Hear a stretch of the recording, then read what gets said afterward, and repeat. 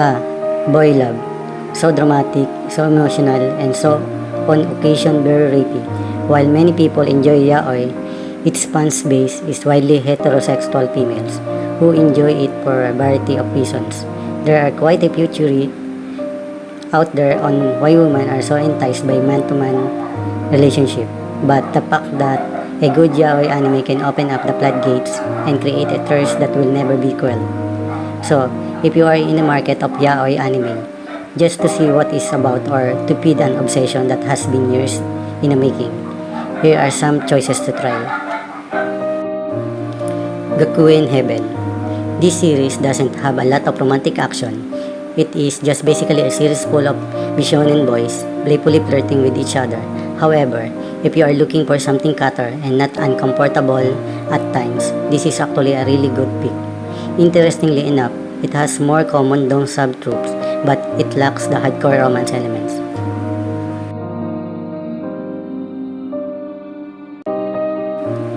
Given. Why is it that music anime series usually have top-tier romances too? Well, regardless, Given is about two people that are drawn together by music. The feelings for each other that develop are subtle and the story has more depth to it than just squee-level romance.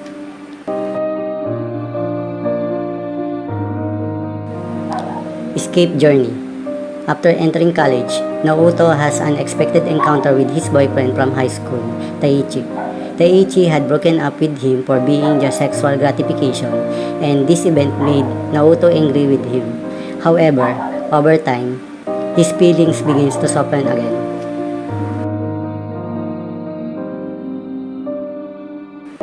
Love Mode. This series focuses on the loves, the lies, and the heartbreak of the boys that work at the male escort service Blue Boy.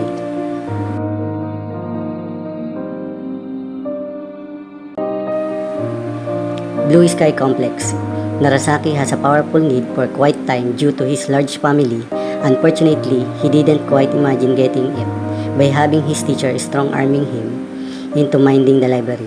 Even more unexpected was having to do it with Natsuki, the school delinquent.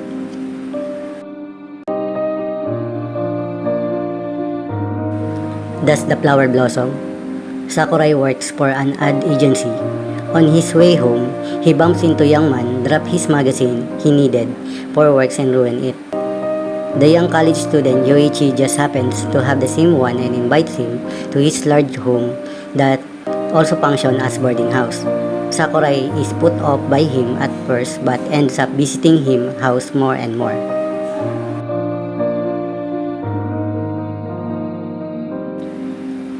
Like the Beast. Ueda Tomoharu is a cop in a local Koban station.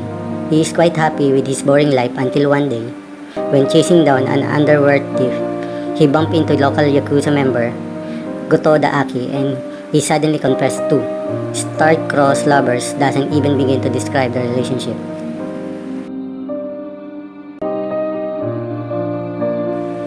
Pick.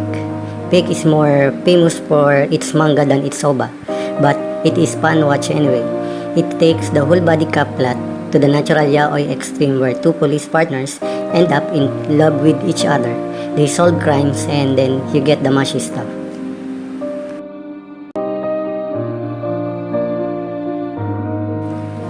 Tsukisho. This show has one of the more interesting plots of all romance anime.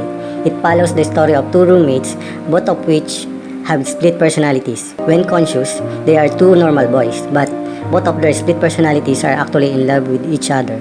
It is kind of like the ultimate way to craft a romantic comedy while not needing a whole bunch of extra characters. Betrayal Knows My Name. This series is not about just relationship drama. Unlike many series, has plenty of action with characters fighting demons. However, you get your dramatic dose in the form of a main character that can see the troubled past of people just by touching them. As an orphan, he is out to discover his purpose in life and the mystery behind his power. However, this series makes its purpose clear. It is about pretty boys being in pain, emotionally and physically connecting with each other. The story is rather generic, but it is chock full of eye candy.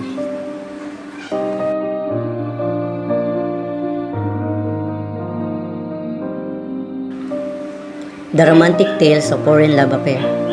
Now, this story is one of the most wonderful alliances in the Yaoi genre. A young Yakuza her gets married on a cruise ship, but it is a guy's. He spends the nights not with his bride, but with the handsome ship captain, and thus a wild love story begins. As you would expect, this is one of the steamier Yaoi series, which is why it is shame that it's short OVA. However, it also has the benefits of not being the typical sub-dom relationship, either as the men treats each other more as equals.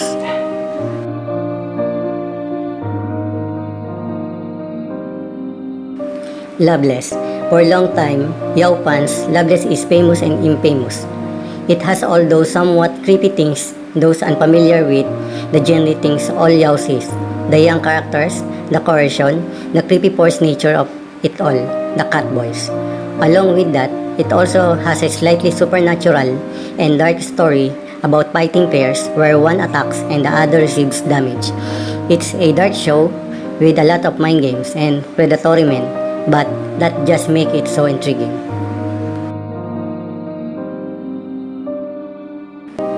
Junjo Romantica.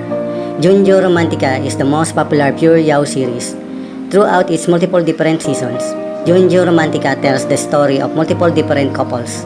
You get a lot of the steamy sexual tension as well as the dominant submissive relationships that are typical of Yaoi series.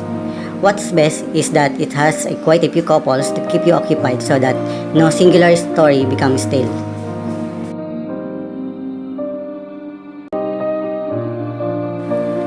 Banana Fish. If you like boy love series where there is actually plot other than romance, then this series is really one of the best. The plot is complex and intriguing, but the romance is subtle and not so much always the main focus. It keeps grounded series for those that wants to branch out from the usual BL formula.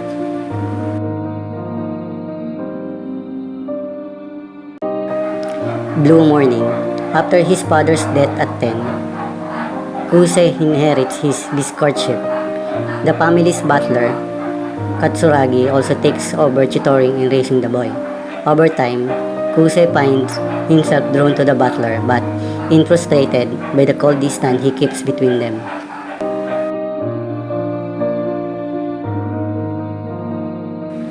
Eino Kusabi. In the future, on a distant star, society is ruled by a computer system called Jupiter. The men are ranked by hair colors, with blondes being the highest as they were altered by Jupiter. One day, the leader of blondes meets low-ranking black-haired man on the street and decides to own him.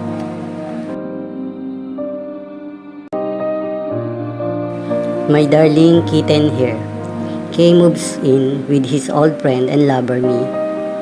While they keep attempting to rekindle old feelings, they keep getting interrupted by the odd tenants in their Tokyo apartment.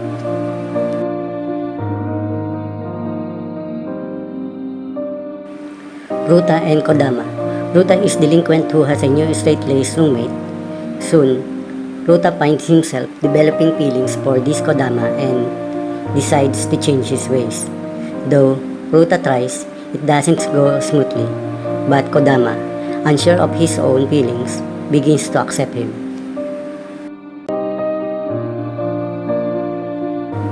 Only the flower knows. Yoichi, having the normal university life, he gets good grades and even has a girlfriend. However, one day he meets Misaki. He is a standoffish man, but he can't seem to get him out of his head. After he ends up working in the same lab as Misaki, he begins to understand what these feelings are.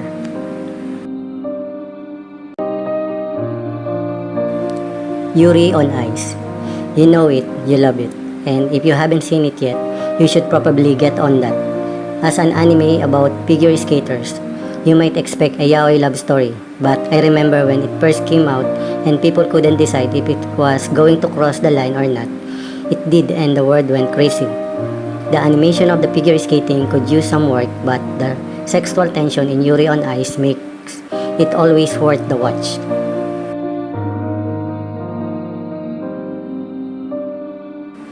Number 6. Although very rarely realized, Number 6 is a yaoi anime that managed to sneak its way into the mainstream but not having a strong guy-on-guy action, but rather it heavily implies it.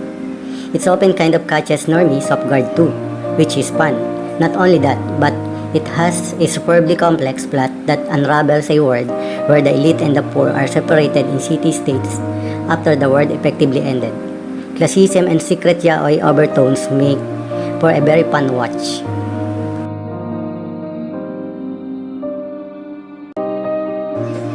Hey class president, if you like your yaoi with good close of laughter-inducing comedy, then this is a watch for you. It has a simple school yaoi premise where the student council president unnaturally attracts perverts and it is the vice president's job beat them off with a stick. Of course, those two have their own special relationship central to the plot as well. As the premise suggests, there is a lot of great comedy to have and the touching moments aren't too bad either.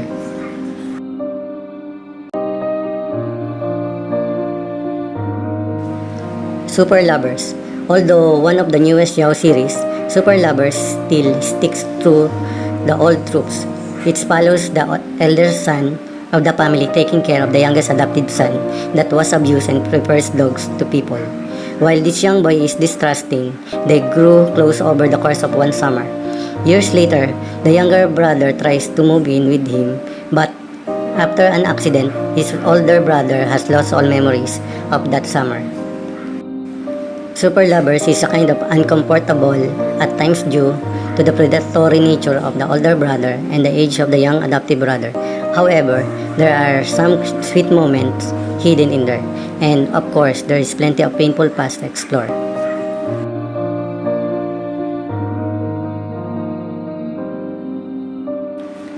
The Tyrant Falls in Love. Yaoi has often been criticizing for glossing over the rampant homophobia in Japan and many places in the world with unrealistic tales.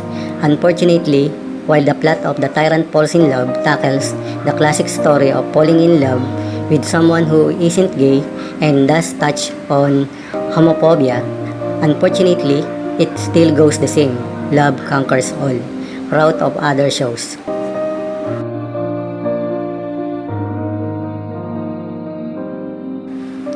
Love Stage. Love Stage is a yaoi show, but it is also a gender bender, which make it for a very curious and exciting affair. It follows the story of Sena who, despite having famous family, doesn't want to be. Yet, he is pulled in, and worse yet, forced to dress as a girl. His co-star in a commercial, young actor Ryuma, falls in love with her at first sight. Now, with a besotted young boy pursuing him and wooing him, will Sena tell him that he is really a boy? Understandable, there is a lot of drama here, but there is also a lot of passionate kisses.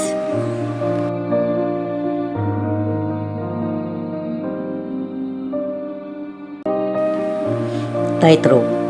This is a romance between childhood friends. The caveat is that one is the heir to a Yakuza family. While there are some missed opportunities with that plot in this respect, it does not paint a sweet romance in a setup that could have been not so sweet.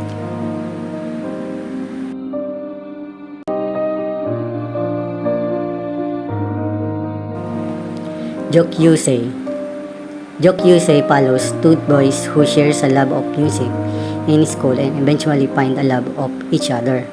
Not only does it skip the predatory boy love tropes, but the movie.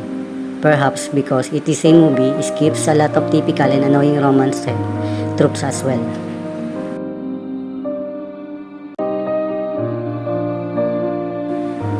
Delusion Electel. While escaping class on the roof one day, Shanpei's best friend Fumi comes out to him as gay. All ready to have a meltdown thinking that Fumi was thinking about him, it turns out that he wasn't. In fact, Fumi already has a boyfriend, and this sends Shanpei into different sort of meltdown.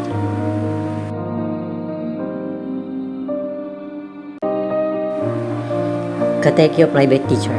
In order to raise his grades, Rintaro is given a private tutor named Kaiden. However, this man is causing his heart to throb, and he realized that he is actually in love with him. Unbeknownst to him, Kaide has bit of a sadistic side.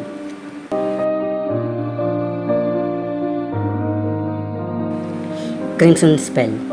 Prince Bulb was cursed to turn into a monster each night. In order to break it, he sets out with a skilled magician Habi. While they quest, Habi uses his talents to try and sate the beastly appetite of Bulb each night.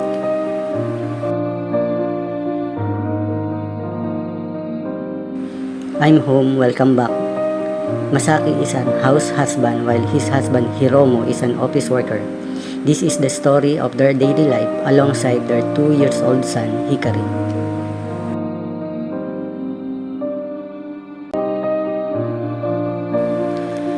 Complex. Jonichi and Tatsuya are best friends since childhood. They also just so happen to love each other. This is the complex story of their lives growing up and realizing their feelings.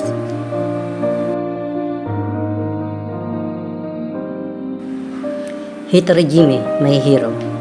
New to the scene, Hitorojime tells the story of a young thug who is pretty much terrible at the thug life.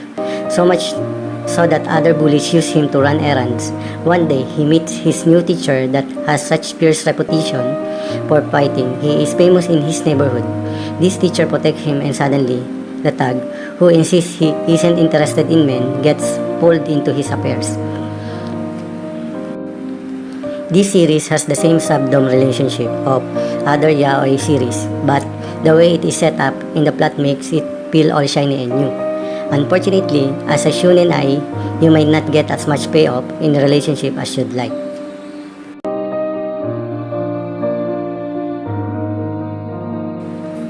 Descendants of Darkness. Descendants of Darkness is a yaoi classic with a supernatural twist.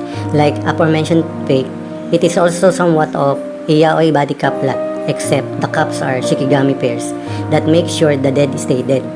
Of course, they work towards solving supernatural crime, but these two shikigamis also have their own dark past that they need to confront with the help of each other.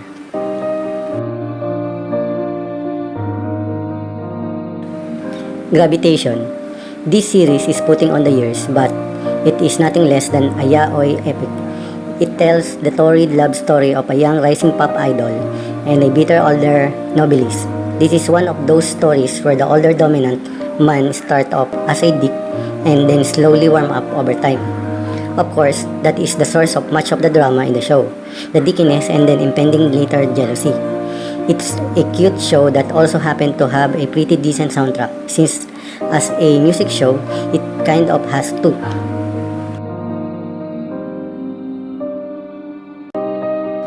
Antique Bakery. This series, in all honesty, is often less yaw and more slice of life. However, it follows the owners of the bakery that hates sweet. So he hires a pastry chef. Fortunately, this pastry is good as making sweets, as he is making everyone fall in love with him. There's a lot of teasing, of course, but also very little payoff.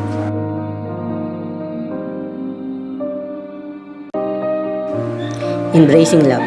The main characters in Embracing Love are both adult video actors that want to someday become real actors.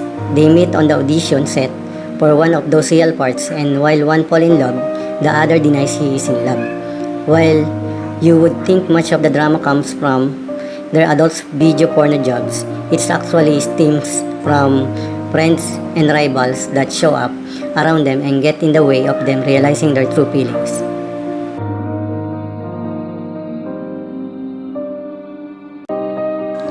Hybrid Child. Seeing as Hybrid Child is about androids that are created to be conscious, feel emotions, and raised like regular child by their masters. The whole idea of it is a little uncomfortable. Since they start young and grow up, this can create all sorts of uncomfortable plot lines. But this Yaoi series is more of a tearjerker than anything else. It tells 3 separate tragic tales about these androids and their bonds with their masters.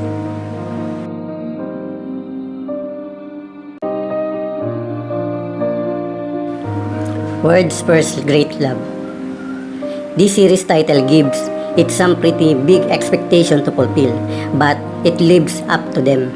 The story follows a young editor named Ritsu who works for his father's publishing company. However, after some coworker jealousy, he switches to a new company in order to prove himself on his own merits. There, he ends up placed in the manga division where he meets his editor-in-chief, Takano, who strives hard for results. However, Takano is actually Ritsu's high school love who broke his heart. Yet, in the workplace, the two end up rekindling their relationship with Takano, how to make Ritsu fall in love with him again. As you expect, it follows the same typical Yaoi tropes, but it is all those tender moments within that make it so beloved.